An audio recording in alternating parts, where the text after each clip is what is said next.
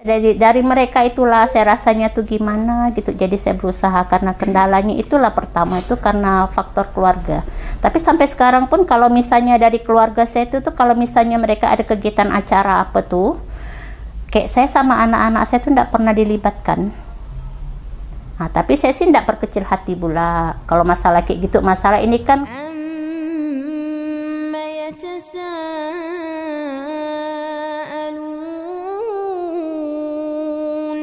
nama saya Bu Evi, saya masuk Islam semenjak saya nikah tahun 95. Tapi di tahun itu apa ya, macam mana ya, Islam orangnya Islam KTP. Nah, Islam KTP karena ya mungkin dari pihak suami kan tidak terlalu membimbing. Tapi kita juga tidak bisa menyalahkan suami, karena mungkin dari dia juga dari kecil mungkin Islam juga tidak terlalu kuat gitu ya.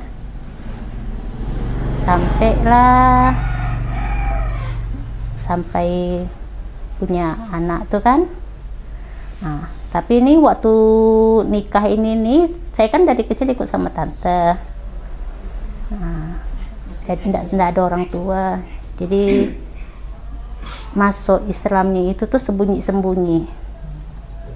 Tante tahu nikah, tapi itu beda agama. Dia ndak boleh saya tuh pindah agama, harus tetap di agama saya, di agama Katolik tuh. Tapi rasanya ini macam mana kita nama sembunyi-sembunyi kan? Ada rasa tertekan gitu tuh kan, sampai kita rasa mau berhijab pun rasanya pun takut bukan apa, kita nih kayak macam mana ya, kayak ada dua sisi gitu tuh, serba salah kita. Di satu pihak kita harus ikut sama tante, dari kecil kita ikut dia. Kalau kita pikir kalau ndak ada dia ngasuh kan, kita ndak dibesarkan.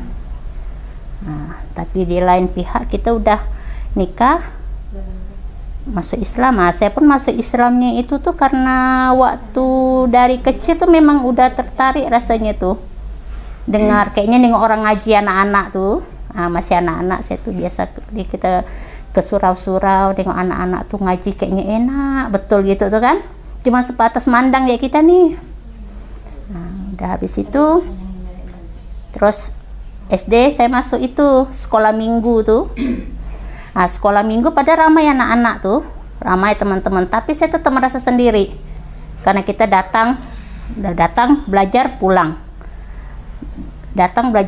gitu terus sampai kita tuh istilahnya udah dipermandikan apa tuh kan.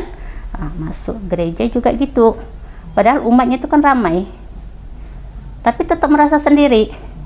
Kita begitu datang, habis kita sembahyang pulang, kok rasanya kayak gini, benar kan? Nah, udah gitu terus ikut ada kegiatan kur, ikut juga kegiatan kur, tapi tetap merasa sendiri juga. Kur yang nyanyi-nyanyi itu ya? Iya, kur ikut nyanyi itu tuh. Paduan suara itu tuh. Oh, nyanyi gereja. Iya, nyanyian gereja tuh. Tapi tetap kita merasa sendiri karena masing-masing punya urusan cuek gitu. Jadi merasa macam mana ini, kata saya bilangnya. Jadi dari gereja ini pindah lagi saya ke gereja di Kota Baru.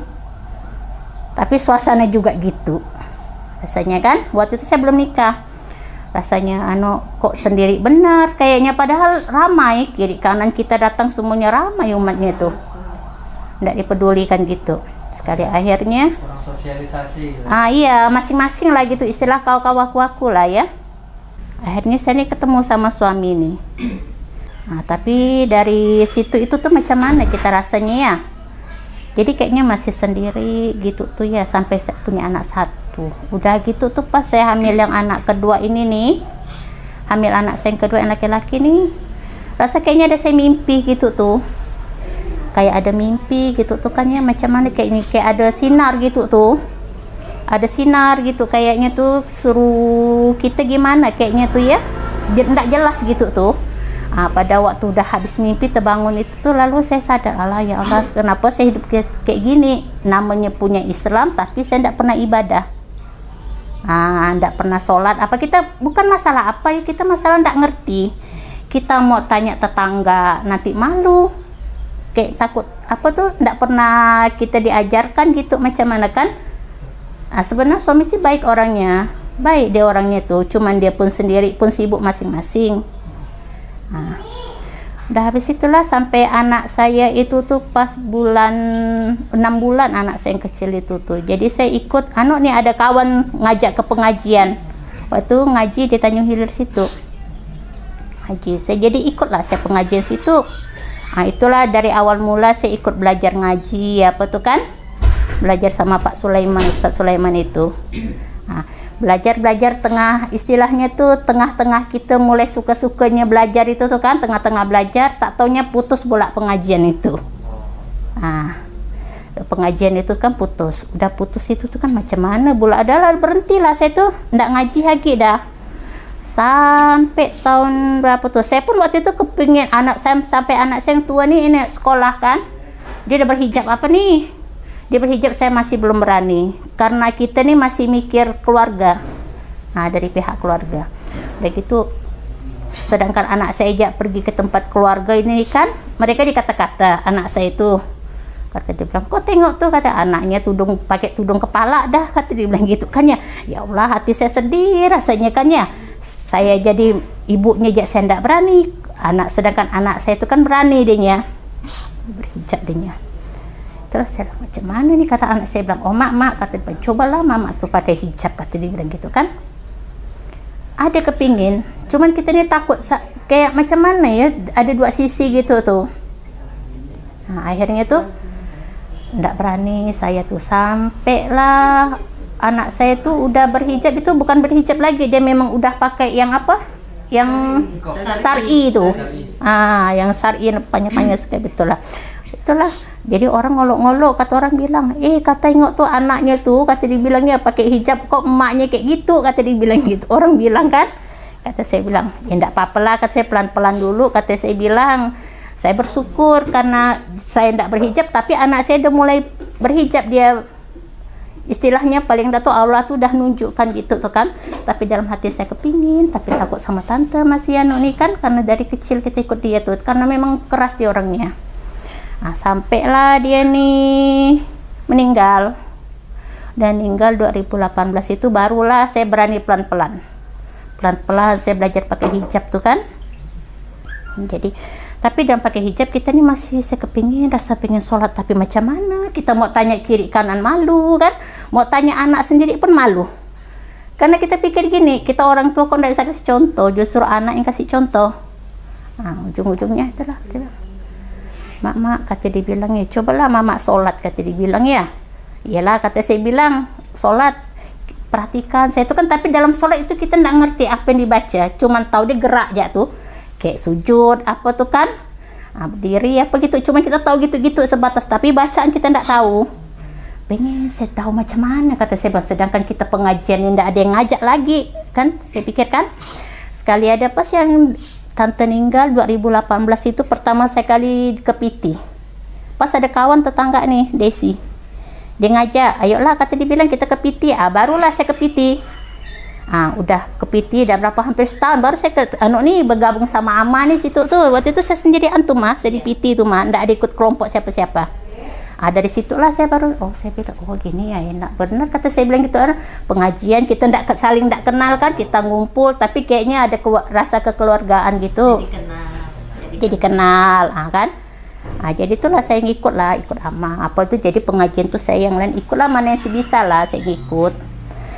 Itulah sampai sekalinya, tapi kita dalam ngikut gitu pun saya sholat pun masih saya nggak ngerti, intinya kita malu mau nanya. Ujung-ujungnya pas saya tuh saya tak pura-pura tanya anak saya, ini kalau kita macam mana habis gini nih, ini gini mak, dari rakaat pertama bacalah saya buku nih kan, buku panduan. Rakaat pertama, jadi pertama saya sholat itu tuh dari rakaat pertama itu sampai rakaat, kalau dia 4 rakaat ini nih, jadi bacaannya sama semuanya, jadi lama saya sholat itu. Jadi saya heran, ngapa pula anak saya sholat kok enggak terlalu lama kayak saya, kok saya lama benar pikirkannya. Cari-cari saya tuh, akhirnya saya ngikut ke pengajian sholat kita tahu, cuman kita nih kan nggak berani nanya, malu. Akhirnya ya pas itu kan rumah tuh kan nggak jauh dari masjid.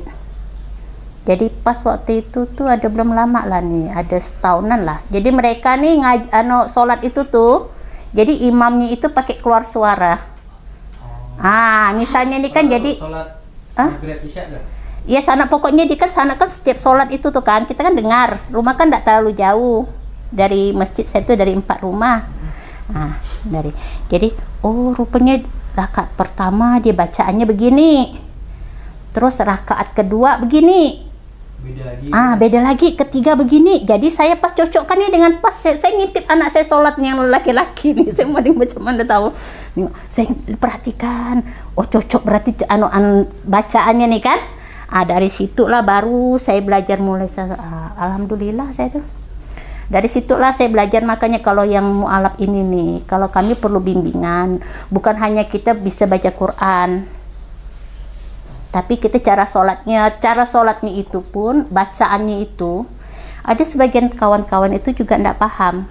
Mereka tahu cuman sujud, diri, ruku itu gitu jatuh, tapi dalam arti kata bacaan itu mereka tidak paham. Misalnya masih tetap Al-Fatihah. Rakaat pertama bacaannya apa, rakaat kedua, sama ketiga, keempat gitu tuh. Terus kami nih kadang nih saya ini ada dikasih buku kayak buku zikir. Dikasih buku zikir, bingung saya nih macam mana mau membacanya. Bisa bacanya, Bu, ya? Masalahnya kita baca Quran ini kan terbatas.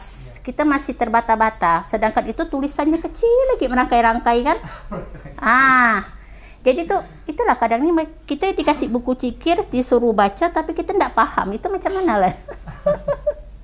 Jadi tuh kayak gitu tuh lah kami perlu bimbingan, dikasih tahu misalnya kan caranya baca gini, bukan hanya baca Quran gitu ya, tapi sholat yang benar nih begini, ini bacaannya. Kalau ada ini nih misalnya habis ini nih bacaannya begini gitu. Kalau zikir nih bacaannya begini gitu. Kalau enggak gitu kami tuh enggak paham. Akhirnya ya pas itu kan rumah tuh kan enggak jauh dari masjid. Jadi pas waktu itu tuh ada belum lama lah nih, ada setahunan lah. Jadi mereka nih sholat itu tuh, jadi imamnya itu pakai keluar suara. Misalnya nih kan jadi sholat maghrib isya kan? Iya sana pokoknya sana kan setiap sholat itu tuh kan kita kan dengar, rumah kan tidak terlalu jauh dari masjid saya tuh, dari 4 rumah. Jadi rupanya rakaat pertama dia bacaannya begini, terus rakaat kedua begini, beda lagi ketiga begini. Jadi saya pas cocokkannya dengan pas saya ngintip anak saya sholat yang laki-laki nih, saya mau macam mana tahu, saya perhatikan, cocok berarti bacaannya nih kan. Dari situlah baru saya belajar mulai.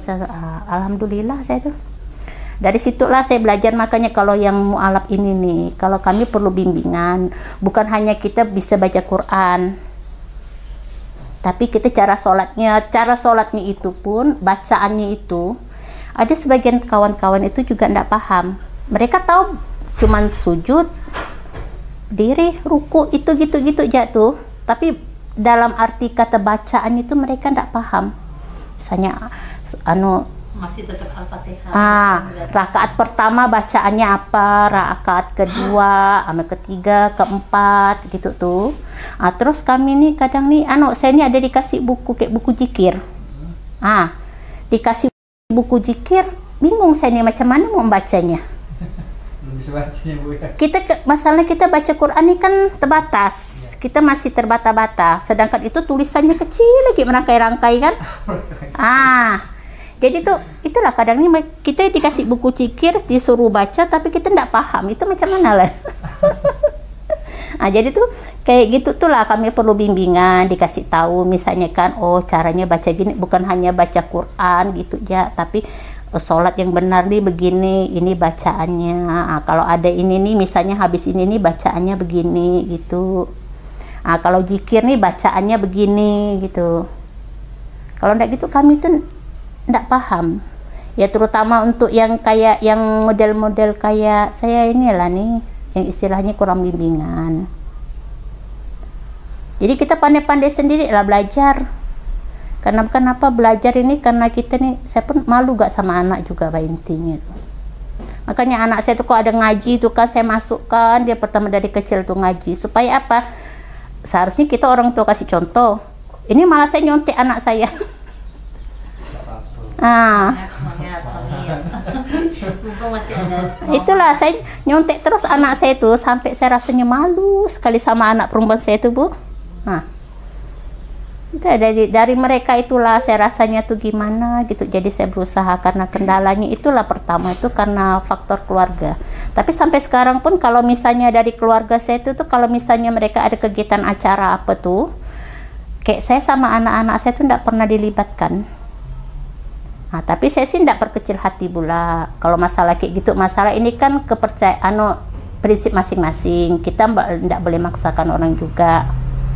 Itulah biasa ada gak rasa sedih nengok anak-anak saya itu kecil. Kalau kami kayak ada undangan kawin apa gitu, acara kawinan keluarga, paling kalau saya sama anak-anak saya itu cuma diundang kayak sebagai tamu, dikasih undangan tamu gitu. Tapi kalau untuk yang kegiatan yang kayak resepsinya apa gitu tuh, kalau saya sama anak-anak saya sampai sekarang nih tidak pernah dilibatkan. Kita bantu gitu ya. Tidak pernah. Tapi itu saya bilang ke anak saya bilang, kita tidak boleh maksakan diri, karena bukan apa, mungkin dari penampilan kita, dari segi penampilan kita tuh beda. Dari fisik apa aja kita penampilan udah beda kan. Kalau kita merasa, saya tuh makanya saya dari dulu sekali kepingin pakai hijab tuh. Kita nengok ke orang pakai hijab tuh kan kayak enak, ketutup, sopan, rapi gitu tuh kan. Cuman karena kendala itulah, karena keluarga kayak tante kita ikut tuh dari kecil tuh masih ada, jadi tidak berani kita tuh. Keras berarti tante. Keras berarti tante yang didiknya dulu. Keras didikannya itu memang. Tapi intinya kita deh kalau dari didikannya itu tuh prinsipnya itu jadi saya prinsip gini.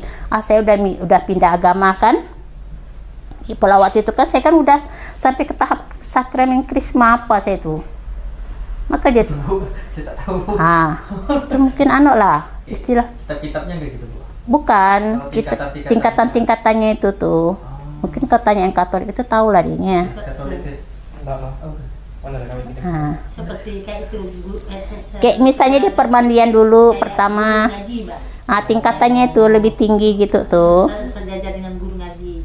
Bukan. Tinggi loh, Kayak kita udah sakramen, bukan pendeta. Istilahnya tuh kita tuh udah habis permandian, lalu kita terima sakramen krisma, kita belajar lagi. Jemaah lah kita. Belajar lagi gitu tuh.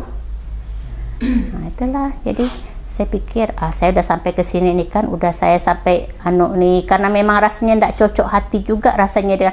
Saya pun kalau kita belajar itu tuh ya, macam mana agama kita tuh ya, saya pun ndak terlalu paham terus terang.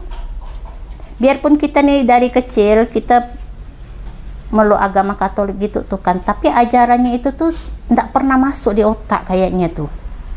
Sampai sekarang pun kalau saya tiba-tiba tuh kata saya bilang semenjak saya masuk Islam tuh ya, saya tuh lupa bacaannya apa tuh. Benar. Tiba-tiba blank gitu kalau disuruh baca gitu tuh. Ndak ingat sama sekali bacaannya tuh. Hilang lah memori lama udah. Iya. Itu satu heran, ngapa pula saya biasa ingat, saya pengen ingat apa bacaan gitu ya. Kata saya bilang tidak boleh juga, kata saya begini kan. Saya udah keluar dari agama saya yang asal, terus meluk Islam, tapi saya ini istilahnya udah Islam saya sendiri, berusaha sendiri lagi kan. Jadi mau ndak mau lah saya ini harus berusaha, harus kasih contoh yang baik untuk anak, semuanya untuk anak juga. Saya pikir kalau kita tidak bisa ngasih contoh yang baik, macam mana saya nanti mau negur anak saya kalau dia tidak berbuat yang tidak baik kan. Prinsip saya kalau saya udah pindah agama ke Islam nih, memang lebih cocok rasanya hati itu kan, saya tidak boleh balik lagi. Tapi pernah saya tuh ada rasanya hati tuh, bimbang rasanya tuh, ada 2014 tuh, itu yang bikin hidup saya rasanya tuh guncang sekali tuh. Apa alasannya tuh, Bu? Apa alasannya tuh? Kok sampai bisa bimbang gitu? Karena saya ditalak paksa. Gimana, Bu? Ditalak paksa. Oh, ditalak paksa. Tapi itulah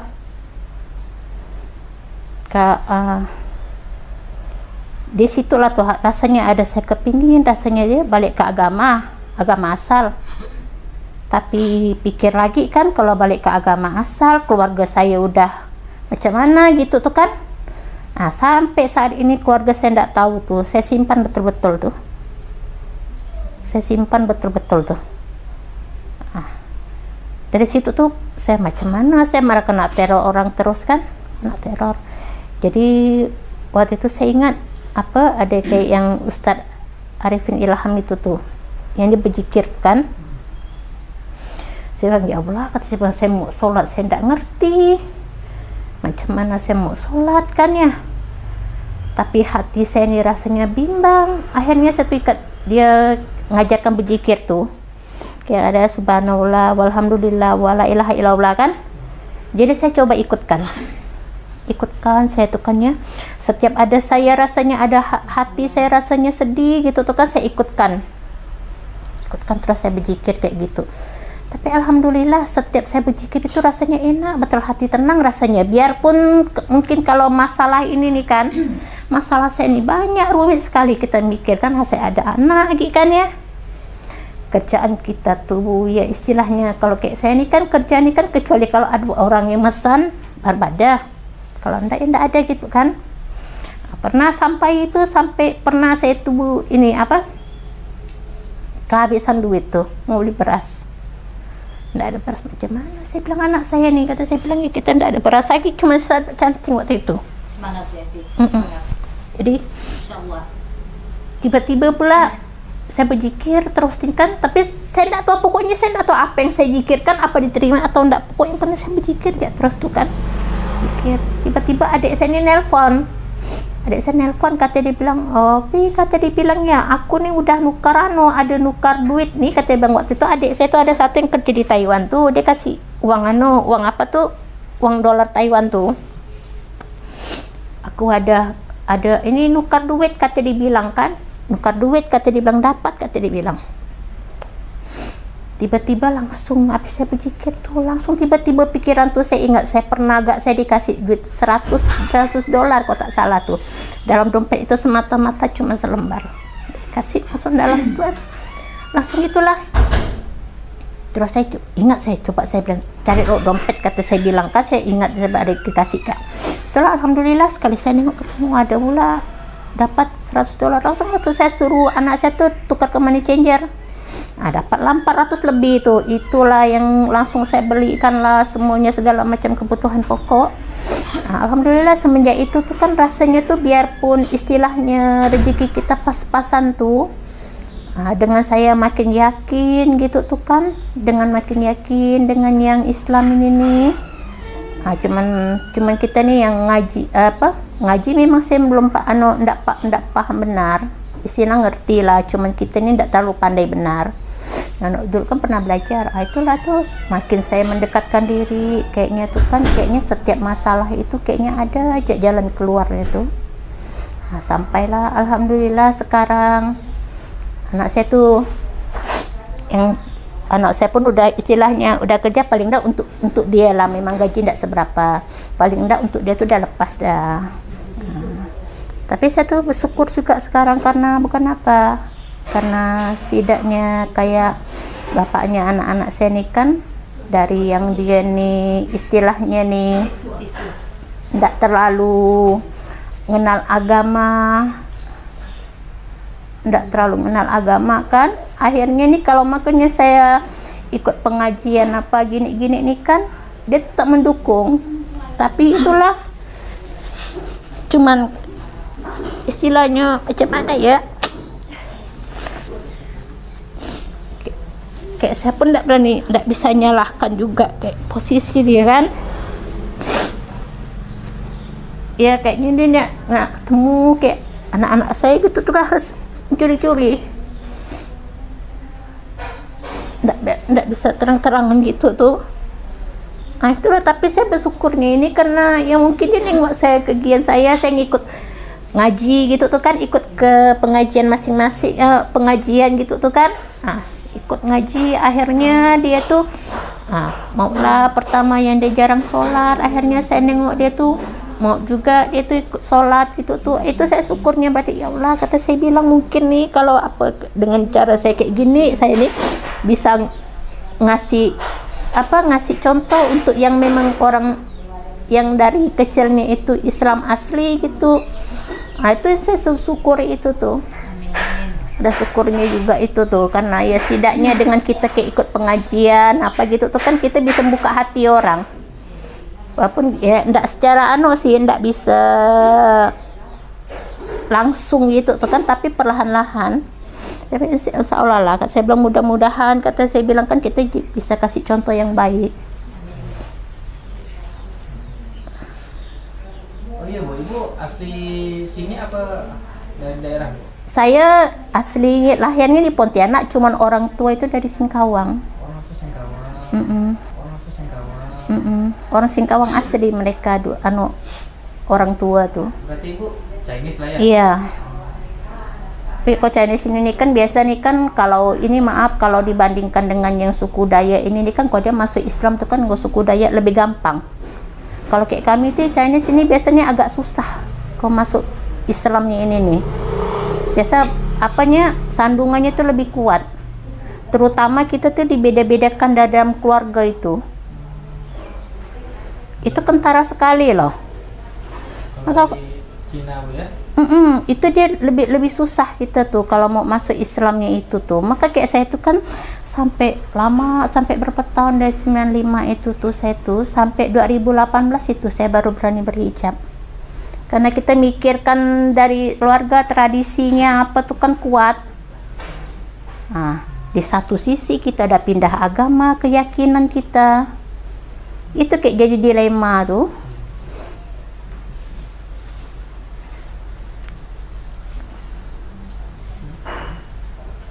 Ya Bu, saya mau nanya ini. Berarti keadaan keluarga tuh memang benar-benar sering aktif di gereja atau gimana? Boleh diceritakan keadaan keluarga? Kalau keluarga saya, kalau tante aku tuh dia tuh aktif memang semuanya, kayak dia ikut kurapa segala macam, terus ikut yang kayak kegiatan gereja tuh aktif memang, dia tuh jadi kolektor apa tuh biasa tiap minggu tuh. Nah, aktif dia tuh. Kuat lah agamanya Bu ya? Iya. Iya Bu. Ibu apa ya? Keluarga kandungnya ada berapa Bu ya? Adik-beradiknya gitu? Kalau saya itu sendiri. Oh Ibu sendiri? Cuman adik-beradik ini kalau satu kan waktu kecil itu kan ibu udah meninggal. Oh, iya. Terus bapak kawin lagi. Ibu sambung berarti. Bapak pun waktu makanya sampai ikut tante, bapak tuh waktu kelas 2 SD tuh udah ke Jakarta dah. Karena waktu itu dia sakit tuh. Nah, jadi dipindah ke Jakarta dan gitu otomatis kan kami kan terbengkalai adik-beradik tuh. Jadi yang hidupkan tuh ya tante sama ibu sambung lah.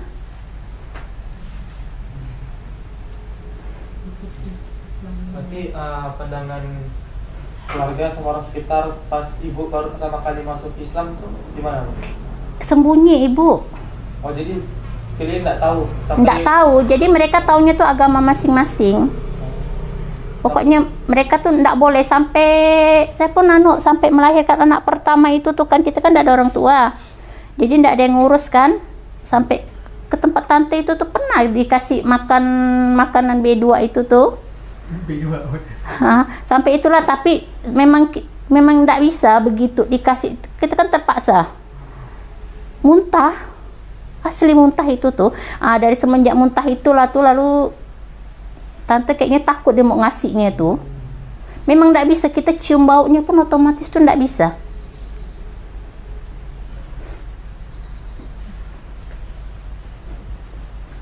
Berarti pandangan ibu sebelum masuk Islam dan setelah masuk Islam gimana Bu? Sebelum itu gimana? Terus sekarang perbedaannya apa itu?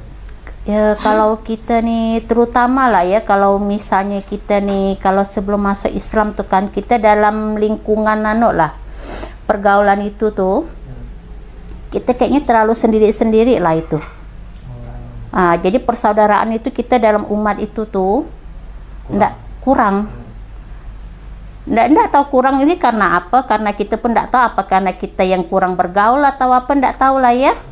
Tapi kita berusaha untuk ikut bergaul gitu pun kita tetap kayaknya nggak bisa diterima juga, kayaknya tetap sendiri-sendiri lah.